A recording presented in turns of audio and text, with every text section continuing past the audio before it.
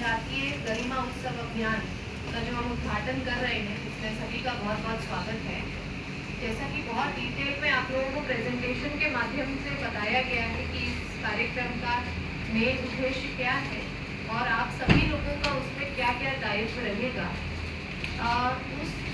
मुझे लगता है कि उससे ज़्यादा और कुछ इसमें ऐड करने की ज़रूरत नहीं है कि आप लोगों को क्या क्या ड्यूटीज़ हैं और क्या क्या आपको करना है। एक बात का हम लोगों को हमेशा ध्यान रखना है that it is a constitutional duty. हम लोगों की कॉन्स्टिट्यूशनल ड्यूटी है कि जो इंसान सबसे पीछे है और सबसे लास्ट पे है और सबसे दूर है, जैसा कि इस अभियान का उद्देश्य भी है कि सबसे दूर सबसे पहले, जिसे सबसे कम सुविधाएं दी जा रही हैं, जो सबसे पीछे है, उसे हम सबसे आगे लेके आने का प्रयास करें, उसे मेन धारा के साथ जोड़ने का प्रयास करें, उसके ऊपर हम सबसे पहले फोकस करें, तभी देश जो है वो आगे बढ़ पाए। हमारी जो टीम होती है, अगर एक टीम है, एक आदमी सबसे पीछे लग रहा है और सबसे स्लो काम करता है, तो पूरी टीम जो है उसका भी काम उससे डिपेंड होता है, उसी से ही सबसे पीछे वो रह जाता है। यही हमारे देश के लिए भी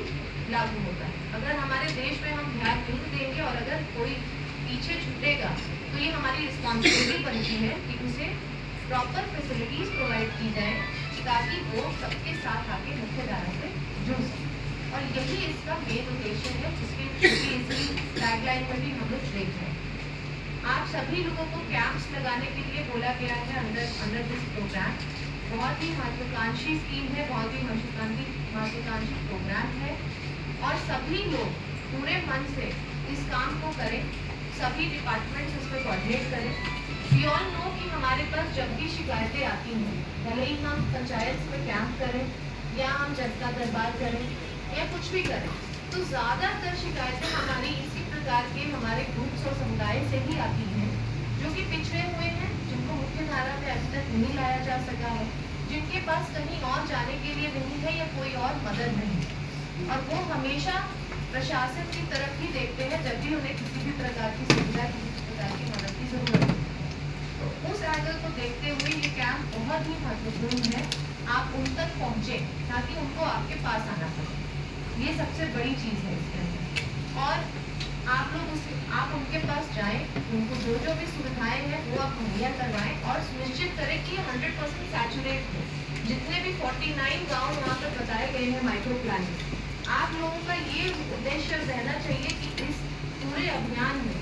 आप लोगों को इसको सैचुरेट करना है। एक भी इंसान उसके बाद ऐसा नहीं आना चाहिए हमारे पास जो कि बाद में मेरे पास जनता दरबार में आ रहा है या एसडीएम के पास जा रहा है या कहीं और जा रहा है, जो कह रहा है कि मेरा ये प्रॉब्लम है लेकिन ये सॉल्व नहीं हुआ या किसी ने सुनवाई नहीं की और मेरा